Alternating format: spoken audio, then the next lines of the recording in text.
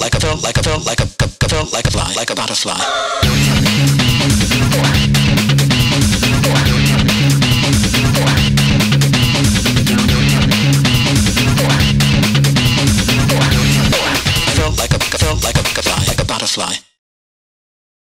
Eh bien bonjour tout le monde, on se retrouve pour une toute nouvelle vidéo au Parc des Combes après s'être retrouvés au PAL. Nous finissons donc notre journée au Creusot, donc au Parc des Combes. Vous l'avez compris, le Creusot c'est la ville où accueille donc le Parc des Combes. Faut savoir qu'à la base c'est un parc touristique centré donc sur ligne ferroviaire en mode loisir. Le parc fonctionne un petit peu sous un système de paper ride, c'est-à-dire que vous pouvez faire une attraction que vous souhaitez, payer votre ride et ensuite repartir. Vous pouvez même très bien acheter un pass en illimité, c'est-à-dire avec un bracelet et découvrir les attractions que vous souhaitez. Vous n'êtes pas obligé de faire toutes les attractions, donc ça peut être très bien pour un lieu de balade et je pense qu'on va en prendre ça tant que tel. Faut savoir que le Parc des Combes c'est aussi une association à but non lucratif, donc ce n'est pas un parc d'attractions comme on pourrait laisser entendre. Voilà, donc on va essayer de le juger comme tel en tant qu'un petit parc. On va essayer de juger le rapport qualité-prix, je pense que ça va être le plus grand indicateur pour juger le Parc des Combes. Alors je tiens à préciser que je me fais inviter aujourd'hui, comme d'habitude on va rester intransigeant et on va juger le parc comme tel qu'il est. Pour info, le plein tarif c'est 25 pour une entrée donc adulte pour pouvoir découvrir donc l'ensemble des attractions, pour pouvoir les réaliser en illimité sur toute une journée. Ça permet d'avoir les bases, en tout cas aujourd'hui en 2024.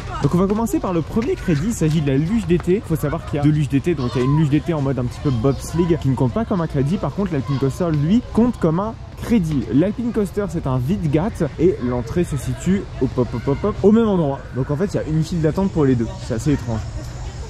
Ouais, donc à gauche l'Alpine Coaster et à droite la luge d'été. Alors c'est parti pour le lift à câble. Et oui, les Alpine Coasters sont équipés de lift à câble, tout comme notre cher Expedition GeForce.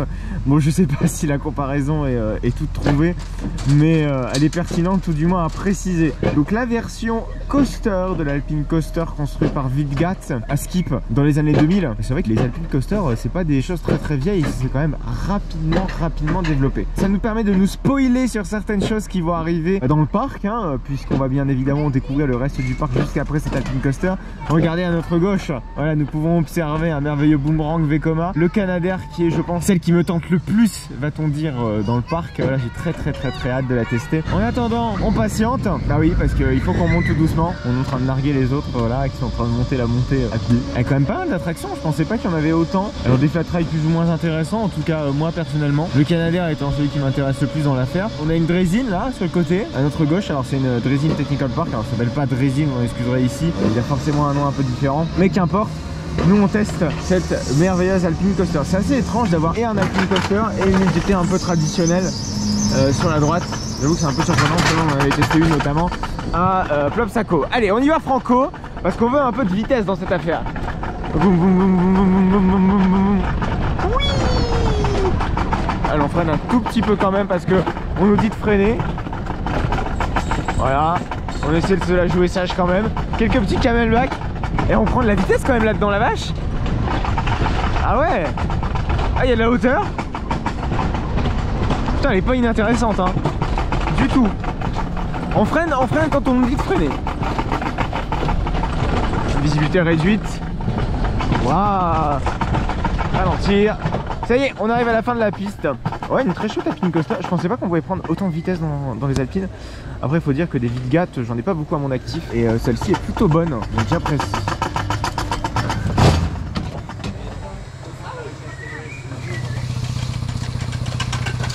Alpine Coaster c'est fait, voilà, je vous l'ai dit, on a pris vraiment une très chouette vitesse là-dedans. Pour moi celle-ci est validée. Je viens de la prendre, malheureusement la seconde luge d'été est fermée. Il y a de grandes chances que ce soit à cause de la pluie qui a pu tomber donc aujourd'hui. Malheureusement on pourra pas tester donc le second Alpine Coaster. Mais qu'est-ce que c'est que ce truc? Non mais qu'est-ce que c'est que ce truc? Ah, attendez, on est en train de monter là. Mais quoi? On voit rien? Mais qu'est-ce que c'est que ce truc? Mais c'est quoi? Mais quoi? Mais je comprends rien. Et on fait quoi là? En fait c'est une chaise volante. Et on s'arrête. Et après on repart. Ah, c'est très ingénieux. En fait la corde elle monte, ça vous permet de monter. Donc du coup vous partez en arrière. Et après vous revenez au point de départ. Putain c'est sympa. Moi j'adore. Ça s'appelle Skydive visiblement.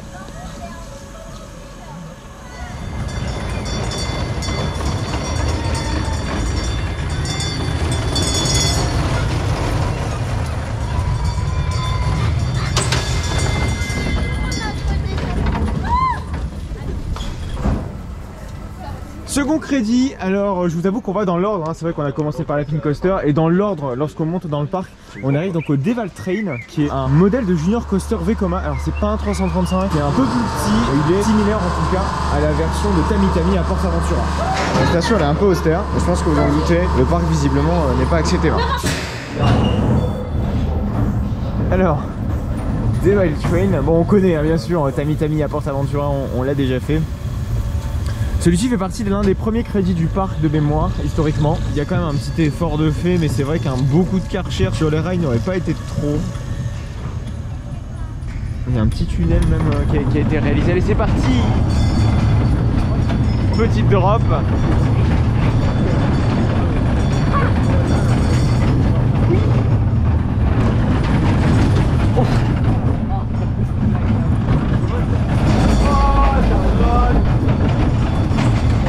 Hop là, petit frein et retour en station et ça fait plus un. Ah, tout est visible, hein. C'est vraiment à la brute. Hein. Même la sortie elle est faite du bon côté. Toujours plus bien sûr. Bon, je vais pas vous montrer le deuxième tour. On va se retrouver juste. Bon d'accord, allez c'est parti.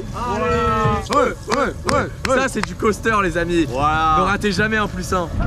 Voilà, il manque un petit chapeau j'ai l'impression au niveau de la récupérateur de bac de pluie là. Oui, mes phrases n'ont plus de sens. Mais hier, on s'est couché à 1 h du matin pour la soirée de Coaster Tube TV. C'est vrai que je ne l'avais pas mis dans le contexte. Waouh. Ouais.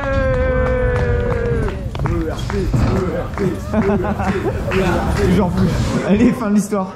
Bon, on en ressort du Deval Train, globalement ça reste des machines assez fiables, ça manque peut-être un petit peu d'entretien. Bon, la Théma visiblement ça n'a pas l'air d'être le cœur du projet du parc, je l'en conçois complètement hein. Il y a un autre crédit qui est juste ici, qui est toujours du même constructeur mais par contre qui est beaucoup plus récent. Vous le connaissez, c'est Boomerang. Et ce n'est pas un Boomerang Vekoma comme vous pourrez penser, puisque c'est un Junior Vekoma Boomerang. Donc vous connaissez bien ce genre de coaster hein. Il y en a à Fantasyland notamment avec Rake, il n'y a pas qu'à Fantasyland hein. C'est vrai que Vekoma en a vendu énormément. D'ailleurs celui-ci est presque quasiment le premier à avoir ouvert. Allez, on va embarquer. Ces gens sont fous. Ces gens sont fous. Allez, c'est parti. Le petit pchit de démarrage, très caractéristique tout de même des Vekoma, que ce soit nouvelle, ancienne génération. Il se remet à pleuvoir alors qu'il a fait un beau soleil il y a à peine 2 secondes. Ma foi, le temps est tellement incertain. Allez, c'est parti. On va donc Deval Train, même si c'est pas mon coaster. Les petits roues de friction s'écartent pour pouvoir nous laisser passer. Oui. Ouais. Ah, il y a quand même 2-3 petites vibrations. Mais par contre il a une assez bonne vitesse. Étonnamment. Par contre généralement à la marche arrière ça se traîne un peu du cul.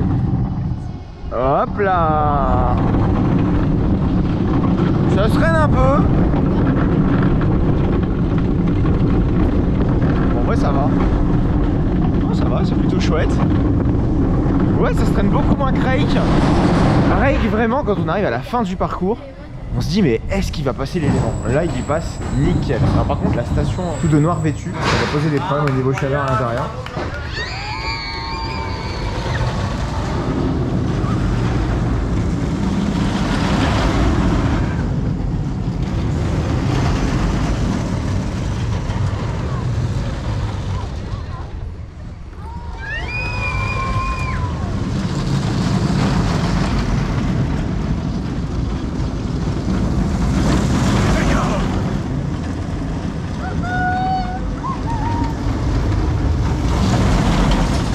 Ouais, il a une très bonne vitesse.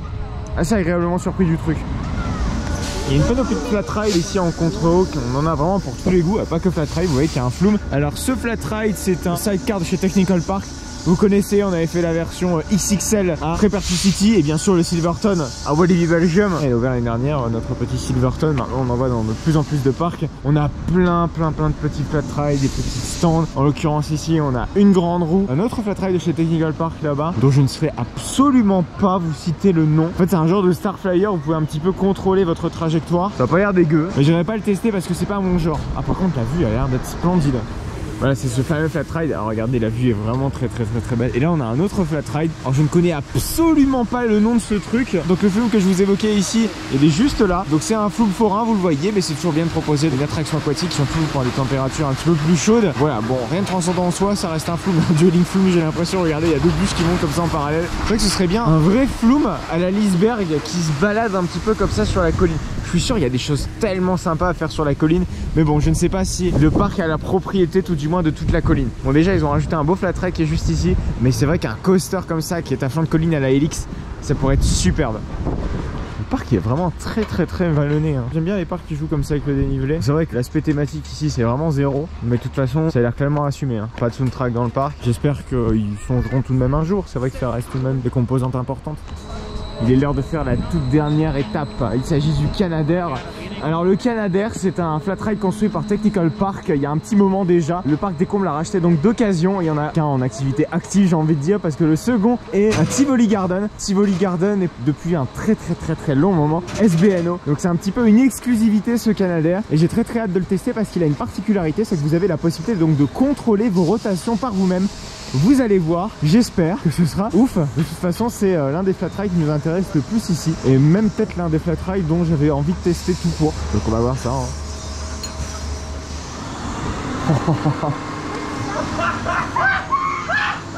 Oh non mais quel délire ce truc. Alors, bon, je peux encore tester mais ça promet ça faire, hein. Déjà rien qu'à voir les manœuvres qu'on peut faire là-dedans, c'est presque illégal.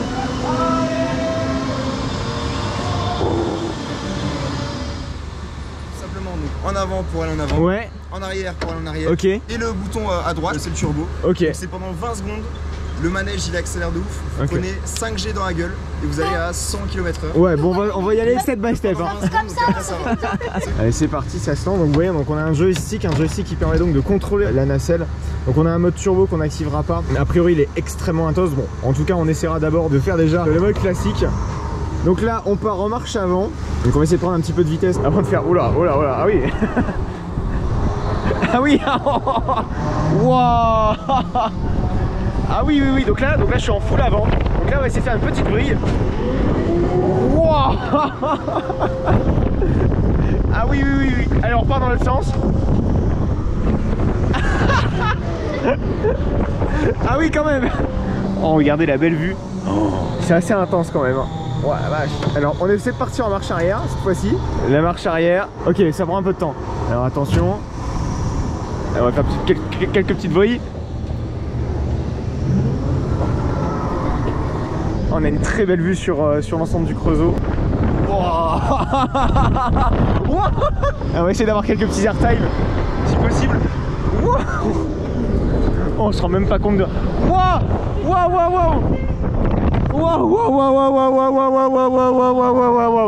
Là, j'ai eu beaucoup trop de sang dans ma tête. Ah!